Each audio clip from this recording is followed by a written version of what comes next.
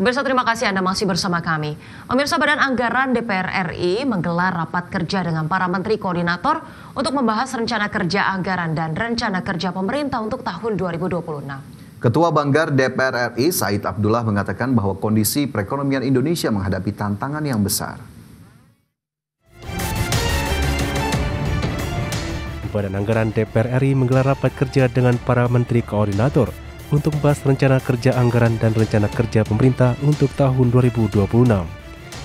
Adapun para Menko yang hadir diantaranya Menko Bidang Politik dan Keamanan Budi Gunawan, Menko Bidang Hukum, HAM, Imigrasi dan Pemasyarakatan Yusril Iza Mahendra, Menko Bidang Pembangunan Manusia dan Kebudayaan Pratikno, serta Menko Bidang Pemberdayaan Masyarakat Abdul Muhaimin Iskandar. Ketua Banggar DPR RI Said Abdullah mengatakan bahwa kondisi perekonomian Indonesia menghadapi tantangan yang besar. Berdasarkan World Economic Forum, risiko global tertinggi pada tahun 2026 adalah perang.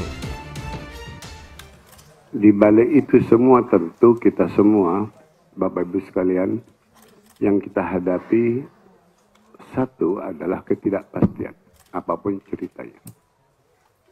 Tahun 2026, bahkan the World Economic Forum, bahkan risiko global itu hampir 24% itu tertinggi adalah perang. Said menambahkan karena beban dan tugas Menko berat, menurutnya usulan penambahan rancangan anggaran akan dianggap sebagai bagian dari persetujuan yang akan diambil dalam rapat kerja tersebut.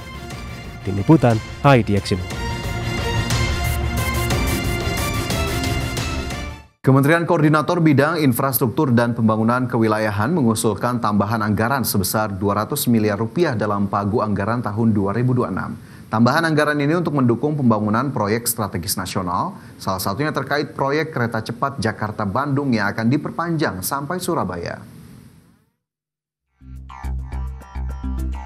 Dalam rapat kerja dengan Badan Anggaran DPR RI, Menteri Koordinator Bidang Infrastruktur dan Pembangunan Kewilayahan Agus Harimurti Yudhoyono mengusulkan tambahan anggaran sebesar 200 miliar rupiah dalam pagu anggaran tahun 2026. Tambahan anggaran itu diperlukan untuk mendukung koordinasi hingga kunjungan lapangan terkait proyek kereta cepat Jakarta-Bandung yang akan diperpanjang sampai Surabaya. Menurut AHY, proyek tersebut tidak hanya akan meningkatkan konektivitas antar daerah, tetapi juga membuka pusat-pusat pertumbuhan ekonomi baru di wilayah yang berkembang. Kementerian Koordinator Bidang Infrastruktur dan Pembangunan Kewilayahan memiliki mandat strategis untuk mendukung tercapainya visi misi Presiden, sekaligus memastikan target rencana pembangunan jangka menengah nasional RPJMN 2025-2029 dan rencana kerja pemerintah tahun 2026 dapat terlaksana dengan optimal. Dengan mempertimbangkan peran strategis Kemenko Infra ini, kami mohon dukungan penambahan anggaran sebesar 200,2 miliar rupiah. Dengan demikian, total anggaran yang diajukan Kementerian Koordinator Bidang Infrastruktur dan Pembangunan Kewilayahan mencapai 315,9 miliar rupiah.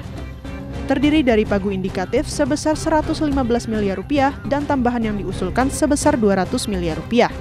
Jakarta, Tim Liputan IDX Channel. Pemirsa, dalam rapat kerja bersama Banggar DPR RI, Menko Pemberdayaan Masyarakat Muhaimin Iskandar atau Cak Imin memiliki misi utama mengurangi kemiskinan di Indonesia. Cak Imin mengungkapkan jika anggaran Kemenko Kabinet Merah Putih ditambah, kemiskinan di Indonesia dapat berkurang. Cak Imin pun menargetkan tingkat kemiskinan ekstrim di Indonesia mencapai 0% pada 2026. Cak Imin mengatakan target itu menjadi bagian dari indikator strategis dalam rencana kerja hingga 2029. Cak Imin pun mengusulkan tambahan anggaran pada 2026 sebesar 276,1 miliar rupiah. Ia mengatakan Kemenko PM pada 2026 memerlukan anggaran 500,1 miliar rupiah. Sedangkan pagu indikatif 2026 saat ini sebesar 223,9 miliar rupiah. Karena kalau program Kemenko sukses, maka Kemenko semuanya ini, maka kemiskinan akan berkurang juga. Jadi kalau anggaran para Menko ini ditambah banyak semua, maka kemiskinan akan berkurang, kira-kira begitu. Jadi Kemenko PM dikit-dikit aja nggak apa-apa. Ya, ini sepertinya pengajuan anggaran tambahan sudah mulai diusulkan ya, Cak, Ya. oleh berbagai kementerian ataupun juga berbagai instansi terkait. Tapi rasa-rasanya kalau bisa begitu ya kita nitip ke pemerintah untuk kemudian ada anggaran tambahan untuk bisa membuka mendorong ataupun membuka lapangan kerja seluas-luasnya nih, Cak, sesuai dengan janji 19 juta lapangan kerja lah dibuka oleh pemerintahan Prabowo dan juga Gibran. Iya, dan kita nantikan bagaimana kemudian dari banyaknya mungkin nanti ke depannya semakin banyak kementerian yang meminta penambahan anggaran, pemerintah bisa betul-betul secara transparan begitu ya memetakan bagaimana prioritasnya untuk penambahan anggaran ini, dan jangan sampai kemudian hanya penambahan anggaran formalitas semata, tapi semoga ada blueprint, roadmap, dan juga mungkin evidence yang jelas begitu ya ketika ada penambahan anggaran ini, efisiensi dan juga efektivitasnya seperti apa. Ya, komprehensif sekali begitu ya tadi apa yang disampaikan oleh Ocha. Baik, kita bergeser ke informasi berikutnya, pemirsa. Ketua Dewan Komisioner Lembaga Penjamin Simpanan atau LPS periode 2020 hingga 2025, Purbaya Yudi Sadewa menyatakan akan kembali mencalonkan diri sebagai Ketua LPS untuk periode 2025 hingga 2030. Iya, Purbaya pun memastikan akan meningkatkan peran LPS dalam resolusi perbankan hingga memastikan transisi penjaminan asuransi dapat menjaga perekonomian nasional.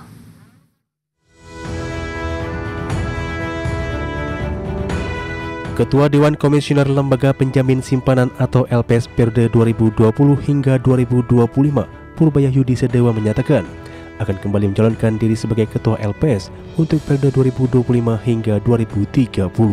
Purbaya pun berharap dapat lolos seleksi dan melanjutkan kepemimpinan di lembaga tersebut. Purbaya akan memperkuat peran LPS dalam resolusi perbankan serta mempersiapkan pelaksanaan program penjaminan polis asuransi yang dimulai pada tahun 2028. Dalam menangani resolusi perbankan, Purbaya menginginkan pendekatan yang proaktif, khususnya terhadap penyelamatan bank perkreditan rakyat yang masih memiliki potensi. Untuk bank umum, Ketua LPS tersebut terus mengembangkan prosedur intervensi dini guna mencegah kegagalan bank dengan tetap mematuhi aturan yang berlaku. Kalau visi misi kita adalah untuk BPR, kalau BPR yang bisa selamatkan, kita selamatkan secepat mungkin, bukan ditutup. Untuk bank umum juga sama, kita akan mengembangkan sesuai dengan undang tentunya. SOP di sini di mana kita bisa masuk lebih awal sebelum banknya jatuh dengan memanfaatkan seluruh ruang yang ada yang diatur oleh undang-undang kita. Jadi visinya ya yang memastikan penjaminan LPS berjalan lancar dan melakukan resolusi sebaik dan cepat mungkin sehingga tidak ada gangguan sama sekali di stabilitas sistem keuangan kita. Seperti diketahui, pendaftaran seleksi calon ketua dan anggota Dewan Komisioner LPS periode 2025 hingga 2030 telah dibuka secara daring pada tanggal 4 hingga 10 Juli 2025. Proses seleksi tersebut akan melalui 2 tahap, yaitu seleksi administratif dan seleksi kelayakan dan kepatutan, sebelum diserahkan ke Presiden dan selanjutnya melakukan fit and proper test di DPR. Dari Jakarta, Raharjo Patmo, Tim Liputan IDX Channel. Pemirsa, delegasi Israel gagal mencapai kesepakatan dengan kelompok Hamas terkait gencatan senjata. Dan informasinya pemirsa kami hadirkan untuk Anda sesaat lagi.